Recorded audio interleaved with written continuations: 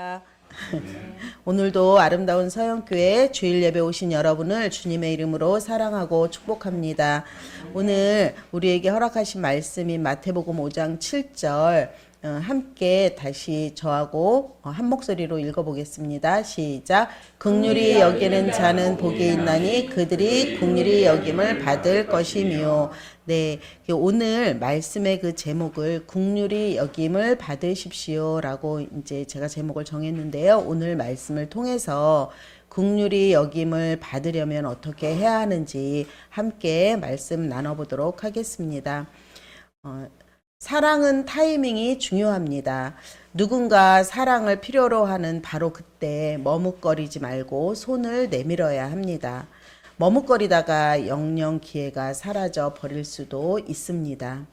2001년 9월 11일 세계무역센터 건물이 무너질 때 그 현장에서 찍은 감동적인 사진이 있습니다. 이 사진은 아메리칸 피에타라고 불리는데 소방관 4명과 경찰관 1명이 그 뉴욕 소방관 그 3억으로 섬기는 신부의 시신을 옮기는 장면이 담겨 있습니다. 그 신부는 죽어가는 동료 소방관을 위해서 마지막 기도를 해주다가 떨어지는 건물 파편을 맞고 죽음을 맞게 됩니다. 사진에 아메리칸 피에타라는 제목이 붙은 이유는 죽은 신부의 모습이 마치 성 베드로 대성당에 있는 미켈란젤로의 조각품 피에타와 비슷했기 때문입니다. 피에타는 마리아가 무릎 위에 예수님의 그 시신을 누인 채 애도하는 모습이 담겨져 있는 작품입니다. 피에타는 이태리어로 긍휼을 뜻합니다. 어떤 사람을 긍휼의 마음으로 바라보며 관심을 표현할 때 피에타라는 단어를 사용합니다. 이 소방서 3호에게는 피에타가 있었습니다. 자기 목숨을 위해 당장 도망쳐야 하는 그 긴박한 순간에도 죽어가는 한 사람을 위해서 그 기도하기를 포기하지 않았기 때문에 숨진 그의 긍휼이 우리에게 진한 감동을 줍니다. 그의 선택을 어느 누가 어리석다고 말할 수 있겠습니까? 하나님은 우리가 그냥 지나치는 순간에도 주목하시고 긍휼이 필요한 순간을 놓치지 않으십니다. 예수님 당시에 그 로마인들은 이스라엘 백성들을 핍박했습니다. 당시 로마인들은 황제를 신으로 섬겼는데 기독교인들은 오직 하나님만 믿으며 우상 숭배와 황제 숭배에 굴복하지 않았기 때문에 항상 눈에 가시였습니다. 백성들은 그 혹독하게 탄압을 당하고 있었기 때문에 그들의 삶은 점점 힘들어졌습니다. 다 같이 살기 어렵기 때문에 누구를 도와주고 또 누군가의 도움을 받는다는 것은 꿈에도 생각할 수 없었습니다. 특히 마을에 그 귀신 들린 자가 생기면 모든 사람들이 외면을 했기 때문에 결국 다른 지역으로 몰래 이렇게 도망을 치다시피 떠나는 경우가 생겼습니다. 백성들의 삶은 안정되지 못하고 늘 불안한 가운데 살기가 힘들었습니다. 유대인의 지배층인 종교 지도자들마저도 백성들을 돌보기는커녕 자신들의 그 의로움에 도움이 되는 일만을 하려고 했습니다. 그 외의 일에는 관심도 없고 귀찮아하면서 대부분 무시했습니다. 그러다 보니까 일반 백성들은 의지할 곳이 없고 그냥 안 좋은 일만 일어나지 않기를 간절히 바랄 뿐이었습니다. 그러던 어느 날 소문이 들립니다. 귀신 들린 자, 간질병자, 중풍병자들이 깨끗하게 고침을 받았다는 아주 기가 솔깃한 그런 소식입니다. 집안에 이런 사람이 한 명만 있어도 집안이 망한다고 생각하고 또 부끄러워하며 많은 것을 포기하며 살아야 했습니다. 누구도 그들을 불쌍히 여기지 않았고 이해해 주지도 않았는데 그런 병자들이 고침받았다는 소식은 삽시간에 퍼져 나갔습니다. 마치 마른 땅에 한 줄기 소나기가 내린 것처럼 기쁨으로 마음을 흠뻑 적셔주는 아주 반가운 소식이었습니다. 그동안 외면당했던 많은 사람들, 한 줄기 희망을 가지고 모이기 시작했습니다. 예수님은 그 모인 사람들을 바라보시며 긍휼히 여기는 자는 복이 있나니 그들이 긍휼히 여김을 받을 것임이라고 말씀하셨습니다. 그 긍휼의 언어적인 의미를 보면 동정심을 가지다, 자비를 베풀다라는 의미입니다.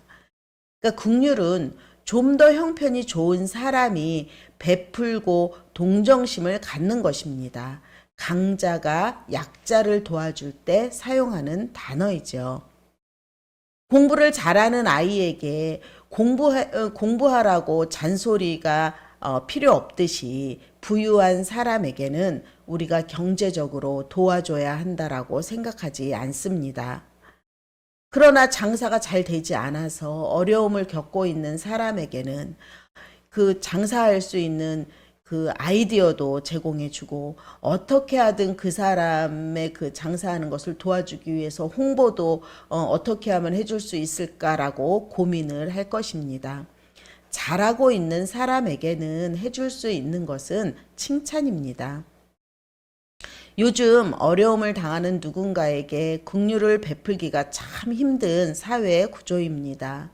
옆집에 누가 사는지조차 알지 못할 정도로 다른 사람에게 관심을 가지지 않는 그런 분위기입니다.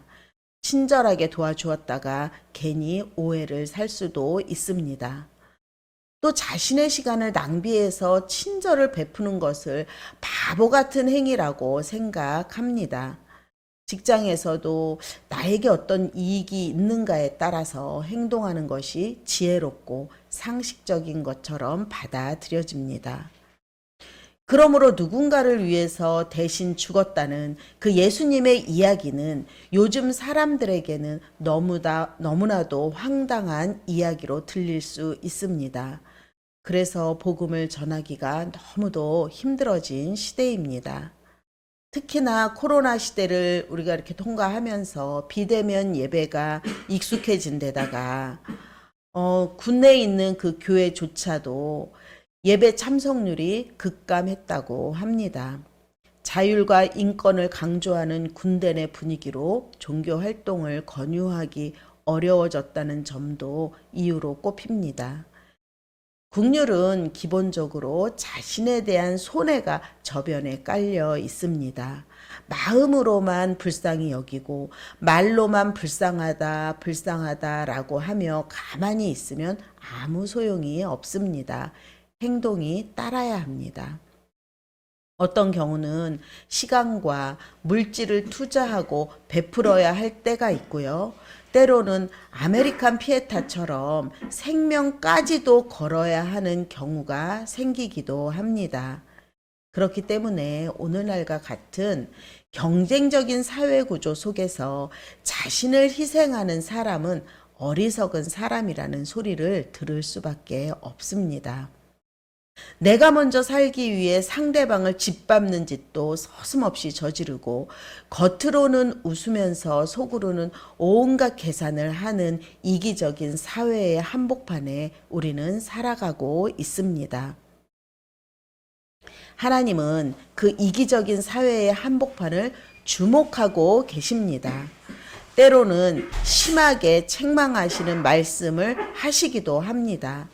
그 말씀이 우리 삶의 지침이 되어 우리에게 일어나는 크고 작은 일들을 대처합니다. 그런다고 해서 당장 그 해답이 눈앞에 보이지 않고 그 결과를 우리가 모를 수도 있습니다. 그러나 조급해하지 말고 예수님의 긍휼하심을 구하고 예수님을 바라보며 살아가십시오. 그러다 보면 어느 순간 하나님의 사랑과 그 긍휼하심이 나의 삶에 깊이 관여하여 내 삶을 이끌어가고 있음을 깨닫게 될 것입니다. 하나님이 우리에게 집중하고 긍휼을 베푸시듯이 우리도 긍휼을 꼭 베풀어야 할 때가 있습니다. 선한 사마리아인에 대해 잘 알고 계실 것입니다. 선한 사마리아인이 칭찬받은 이유가 있습니다. 선행을 베풀었으니 당연히 칭찬을 받았겠지요. 맞습니다. 그러나 더 중요한 점이 있습니다. 북이스라엘은 주전 722년에 아수르에 의해서 멸망하지요. 아수르는 아주 강력한 나라였고 말할 수 없이 잔혹하며 사람들을 괴롭혔습니다. 그러다 보니까 나중에 이스라엘이 반란을 일으킬까 두려운 마음이 들었습니다. 그래서 그들이 힘을 갖지 못하도록 단결하지 못하도록 혼혈 정책이라는 걸 썼습니다. 그러니까 사마리아에 있는 사람들을 다른 지역으로 이주를 시키고 다른 지역에 있는 이방인들을 사마리아 지역으로 들어오게 했습니다. 이들 사이에 시간이 지나고 자연스럽게 그 혼인이 이루어지고 그러다 보니 혼혈 민족이 생겨나게 된 것입니다. 이스라엘 사람들의 혈통이 섞임으로 정체성을 잃게 되어 아수르에 반역하지 못하도록 한 것입니다. 이것은 혈통적으로만 섞인 것이 아닙니다. 종교적으로도 혼합되었습니다. 이방인들이 들어오면서 자신들의 신들을 가지고 들어왔기 때문인데요. 이스라엘 백성들은 하나님을 믿는다고 하면서도 하나님을 그저 다른 신들 중에 하나로 여기게 되고 우상 숭배와 하나님을 겸하여 섬기게 되었습니다. 그래서 남쪽에 있는 유대인들이 이것을 볼 때 너무 심각한 일이라고 생각을 했습니다. 그래서 남유다 사람들은 북쪽으로 가야 할 일이 있을 때 사마리아를 거쳐서 가면 빨리 갈 수 있지만 멀리 이렇게 돌아서 사마리아를 거치지 않고 갔습니다. 혼혈 민족인 사마리아인들은 불결하고 더럽다고 무시하고 비하하는 마음들이 있었기 때문입니다. 어느 날 유대인 남자가 여리고로 가는 중에 강도를 만나 매를 맞고 피를 흘리며 가진 것을 빼앗기고 죽기 일보 직전이 되었습니다. 그 길을 제사장과 레위인도 지나갔습니다. 그들은 쯧쯧 혀를 차며 외면하고 자신들도 해를 입을까봐 빨리 피해 갔습니다. 그러나 유대인들에게 무시당하고 사이가 좋지 않았던 사마리아인은 강도 만난 사람을 불쌍히 여겼습니다.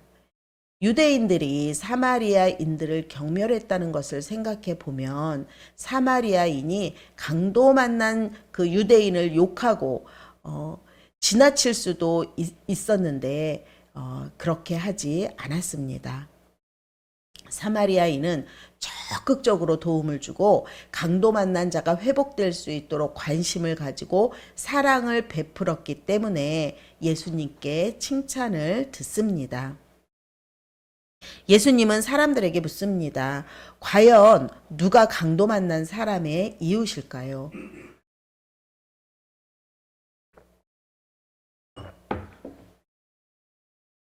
레위인도 제사장도 아닌 사마리아 사람입니다. 유대인들은 잘못된 사고방식을 가지고 있었습니다. 그 국률의 대상이 아브라함의 자손에게만 한정되어 있고 그들만이 자신들의 이웃이라고 생각했습니다. 예수님의 국률이 하나님으로부터 시작된 것입니다. 강도 만나 죽어가는 사람은 도와달라고 요청하지도 않았습니다.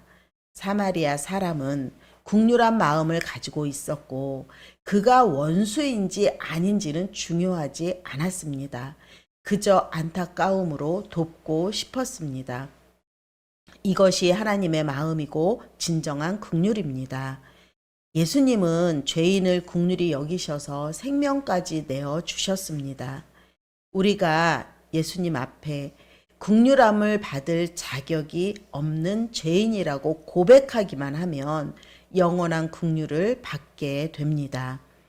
심지어 이방인까지도 국률이 여기셨습니다. 구약 성경을 보면 하나님이 이방인들을 국률이 여기신 사건이 여러 번 나옵니다. 요나서 3장 10절입니다. 제가 읽습니다. 하나님이 그들이 행한 것 곧 그 악한 길에서 돌이켜 떠난 것을 보시고 하나님이 뜻을 돌이키사 그들에게 내리리라고 말씀하신 재앙을 내리지 아니하시니라. 하나님은 요나에게 니느웨로 가서 회개를 선포하라고 하십니다. 니느웨는 아까 처음에 말씀드렸듯이 북이스라엘을 괴롭혔던 그 아스루의 수도입니다. 그러니까 요나와 이스라엘 그 민족은 니느웨가 철천지 왼수 같았습니다. 요나는 자신이 하나님의 말씀을 선포하면 니느웨가 회개를 하고 그러면 하나님이 마음을 돌이키셔서 용서하실 것을 잘 알고 있었습니다. 그래서 니느웨의 반대편에 있는 다시스로 도망한 것입니다.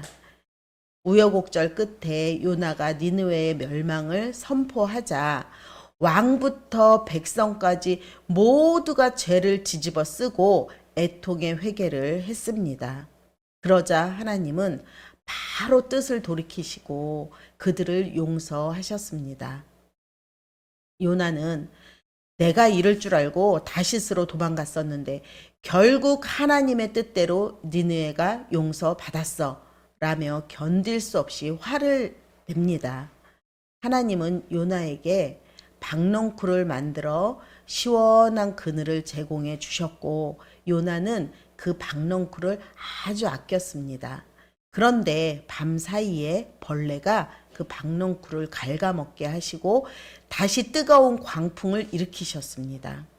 요나는 더워서 정신을 차리지 못하고 차라리 이럴 바에는 나를 죽여달라라고 합니다. 하나님은 요나에게 말씀하셨습니다. 요나서 4장 10절에서 11절입니다. 여호와께서 이르시되 내가 수고도 아니하였고 재배도 아니하였고 하룻밤에 났다가 하룻밤에 말라버린 이 박넝쿨을 아꼈거든 하물며 이 큰 성 니느웨에는 좌우를 분별하지 못하는 자가 12만여 명이요 가축도 많이 있나니 내가 어찌 아끼지 아니하겠느냐 하시니라. 요나가 박넝쿨 하나를 그렇게 아꼈던 것처럼 하나님께서 니느웨를 아끼시는 마음이 얼마나 큰지를 알려주십니다.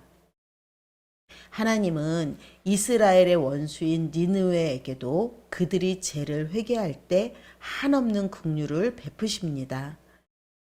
예수님 당시에 그 성전에는 그 출입 제한 구역이 있었습니다. 제사장과 레위인을 제외한 일반 백성들 중에서 이스라엘 남자, 이스라엘 여자, 그리고 이방인들이 들어가는 구역이 따로 이렇게 정해 있었습니다. 특히 이방인들의 뜰이라는 곳은 성전에 오는 이방인들에게 허락된 유일한 곳이었는데 당시 종교 지도자들은 행패가 심했습니다. 제사장들은 제사를 위해 가져오는 양들이 조금이라도 상처가 나면 제사에서 탈락시켰습니다. 그리고는 그 탈락한 양을 헐값에 사들이고 상태가 좋지 않은 양을 시중 가격보다 비싸게 팔았습니다. 이렇게 제사장과 장사꾼들은 이방인의 뜰을 점거하고 연합하여서 백성들의 돈을 갈취하는 일들이 비일비재했습니다. 이를 볼 예수님이 화를 내시고 성전에 있는 모든 짐승을 내쫓으시고 장사하는 사람들의 상을 엎으셨습니다. 그리고 말씀하십니다. 여기는 만민이 기도하는 집이다. 예수님의 이 말씀의 의미는 이방인을 포함한 모든 자에게 긍휼이 임한다는 선포입니다. 이방인의 뜰은 이방인들의 예배의 장소이고 지친 삶의 무게를 내려놓고 위로받고 싶은 이방인들을 향해 하나님이 만드신 그들만의 긍휼의 장소입니다. 그러나 장사꾼과 제사장들이 서로 이렇게 의기투합하여 백성들과 이방인들을 괴롭히고 갈취하는 곳이 되었기 때문에 예수님께서 분노하신 것입니다. 예수님이 성전에서 짐승들을 쫓아내고 장사하는 사람들의 그 상을 뒤엎으셨을 때 가장 환호했던 사람들은 백성들입니다. 백성들은 제사장과 장사꾼들의 그 행동을 알면서도 양을 빼앗기고 다시 이방인의 뜰에 와서 돈을 주고 또 양을 사야 했습니다. 가난한 백성들은 얼마나 분통이 터지고 괴로웠는지 모릅니다. 백성들은 매년 반복되는 종교 지도자들의 그 횡포를 알고 있었지만 누구에게 하소연도 못하고 당하고만 있었습니다. 그래서 예수님의 등장으로 백성들은 너무나도 큰 위로가 되었습니다. 근데 바리새인들도 예수님처럼 국류를 이야기합니다. 예수님과 똑같이 동일하게 국류를 이야기하지만 그 기준이 전혀 달랐습니다. 바리새인들이 말하고 있는 국률은 하나님께서는 의인에게 국률을 베푸시고 악인에게는 심판을 내리신다고 말합니다. 선을 행하면 상을 받고 악을 행하면 벌을 받는다고 믿었습니다. 선을 행하다가 낙심한 사람은 안타깝게 여기고 당연히 도와주어야 하지만 악을 행하다가 다친 사람은 벌을 받는 것이니 악인이 힘들어하고 어려워해도 도와주지 말아야 한다는 것입니다. 악인은 하나님의 심판의 대상이지 긍휼의 대상이 아니라고 생각했습니다. 과거 유다가 멸망한 이유가 악을 행했기 때문이라고 생각하고 있어서 하나님이 기뻐하시는 선을 행해야 한다고 생각한 것입니다. 반면 죄인에 대해서는 단호하게 거부했습니다. 죄인을 이웃으로 인정하지도 않았고 성전에 들어오려고 하면 하나님의 진노가 임한다고 하면서 들어오지 못하게 막았습니다. 하나님은 의인에게만 은혜를 베푼다고 착각하고 있었습니다. 하나님은 종교 지도자들이나 바리새인들을 의롭다고 인정한 적이 없습니다. 마찬가지로 세리와 창녀를 더럽다고 버리신 적도 없습니다. 사랑하는 여러분, 우리가 아이들을 두고 이렇게 외출했다 돌아오면서 아이들이 좋아하는 치킨과 피자를 사줘야 되겠다라고 이제 생각을 하고 집에 옵니다. 집에 와보니까 아이들이 집안을 깨끗이 청소를 해놓고 열심히 공부를 하고 있는 거예요. 그 모습을 보니까 기분이 좋아져서 맛있는 치킨도 사주고 피자도 사줍니다.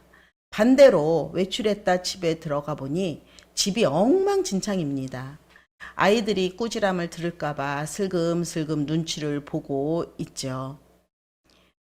너희들은 맛있는 치킨과 피자를 먹을 자격이 없어! 라고 말하지 않습니다. 오히려 다친 곳은 없느냐고 살펴보고 안전하게 지냈으면 괜찮다. 맛있는 피자와 치킨을 사줄게. 이것이 부모의 마음입니다. 우리 모두는 하나님 앞에서 죄인입니다. 하나님은 죄인에게 긍휼을 베푸시지만 그렇다고 모든 죄인에게 긍휼을 베풀지는 않습니다. 하나님의 긍휼도 기준이 있습니다. 하나님의 크신 긍휼하심의 기준은 구원자 예수 그리스도의 대속적 죽음을 믿고 받아들이는 자에게만 긍휼을 베푸십니다. 하나님이 구원하기로 선택해서 긍휼을 베풀고 싶은 사람에게 긍휼을 베풀고 은혜를 베풀고 싶은 사람에게만 은혜를 베푸십니다. 예수님의 긍휼하심으로 병든 자, 귀신 들린 자가 고침을 받고 회복되었다는 소문을 이스라엘 백성들에게 알렸습니다. 그때 소문을 듣고 그것을 무시한 사람도 있었고 복된 소식을 들으려고 예수님 앞에 온 사람들이 바로 긍휼의 대상입니다. 지금도 마찬가지입니다. 요즘 우리는 그 말씀의 홍수 속에 살아가고 있습니다. 우리가 원하는 대로 선택해서 말씀을 들을 수 있습니다. 그러나 귀를 막고 들으려 하지 않고 오히려 기독교를 비난하는 사람들도 있습니다. 세상의 그 구부러진 길을 따르며 스스로 잘난 체하고 자신의 힘을 내세워서 옳지 않는 방법들을 따르는 사람들에게 잠언 3장 34절에서 35절은 이렇게 이야기하고 있습니다. 그분은 스스로 잘난 체하는 사람을 비웃으시고 겸손한 사람에게는 은혜를 베푸신다. 지혜로운 사람은 영광을 얻지만 어리석은 사람이 노력해 얻은 것은 부끄러움 뿐이다. 예수님은 죄가 크든 작든 상관없습니다. 그들이 종교 지도자들이든 세리나 창녀이든 중요하지 않습니다. 예수님은 그들에게 하나님의 긍휼을 베풀고 싶어서 우리의 진정한 이웃으로 이 땅에 오셨습니다. 그리고 생명까지 내어 주셨습니다. 예수님은 죽어가는 이 땅을 긍휼히 여기셔서 하늘의 영광과 권세를 다 버리고 친히 인간의 모습으로 내려오셨지만 대접받지 못하고 배신당하기까지 하셨습니다. 그럼에도 불구하고 예수님이 이 땅에 오신 이유는 인간의 고통이 얼마나 큰지 모르기 때문이 아니고 단순한 호기심에서는 더더욱 아닙니다. 예수님께서는 인간의 고통을 몸소 겪으심으로 그분의 긍휼과 사랑을 보여주신 것입니다. 그러나 구원자를 알지 못한 사람들은 많은 냉대와 외면을 당했습니다. 예수님과 3년을 동고동락하고 예수님의 죽음을 바로 눈앞에서 목격했던 가장 사랑하는 제자들조차도 몰랐습니다.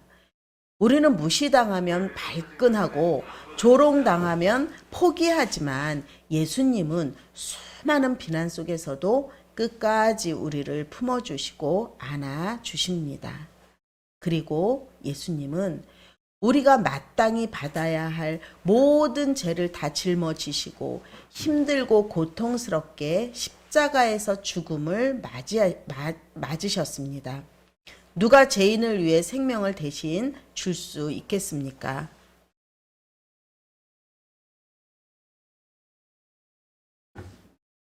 피를 나눈 부모, 형제도 아무도 할 수 없습니다.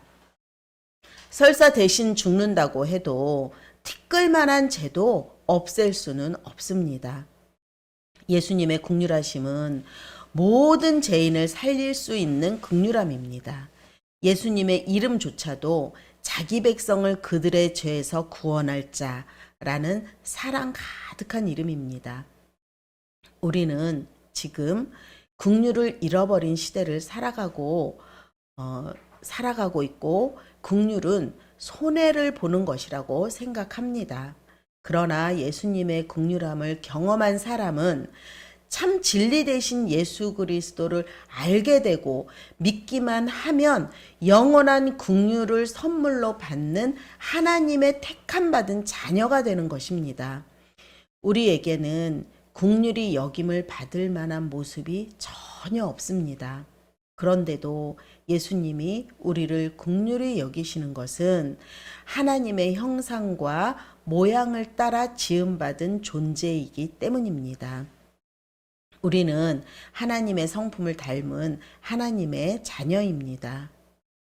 부모는 자신을 닮은 그 아이들을 볼 때 기쁘기도 하고 긍휼한 마음이 저절로 생깁니다.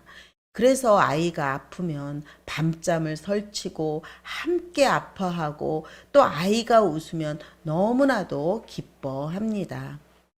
아이가 무엇을 하지 않아도 예쁘고 그저 바라보고만 있어도 너무나 사랑스럽습니다. 이것이 부모의 마음이고 하나님의 마음입니다. 예수님의 그 긍휼하심은 2000년 전에만 나타나고 멈춘 것이 아니라 이 시대와 같이 메마른 이 땅에 지금도 계속 이 순간에도 우리를 향한 하나님의 긍휼의 말씀이 전해지고 있습니다. 예수님 당시에는 이스라엘 백성들에게 병자를 고쳤다는 소문을 통해서 그 죄인들을 부르셨습니다. 지금도 우리를 찾으시고 부르시는 예수님의 그 음성을 들으시기 바랍니다. 넓은 공원을 산책하다가 또는 복잡하고 시끄러운 도시 한복판에서도 전능하신 하나님은 어떤 방법으로든지 우리를 부르십니다. 긍휼히 여기시는 그 예수님을 만나야 합니다. 불쌍한 사람을 도와주고 세상을 향해 아무리 긍휼함을 많이 베풀어도 구원받을 수 없습니다.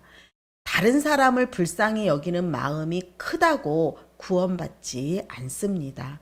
긍휼하신 예수님을 만나야 합니다. 한 주간 일상 가운데 우리를 부르시는 하나님의 세미한 음성에 귀 기울이는 아름다운 서영교회 성도님들 되시기를 간절히 바랍니다.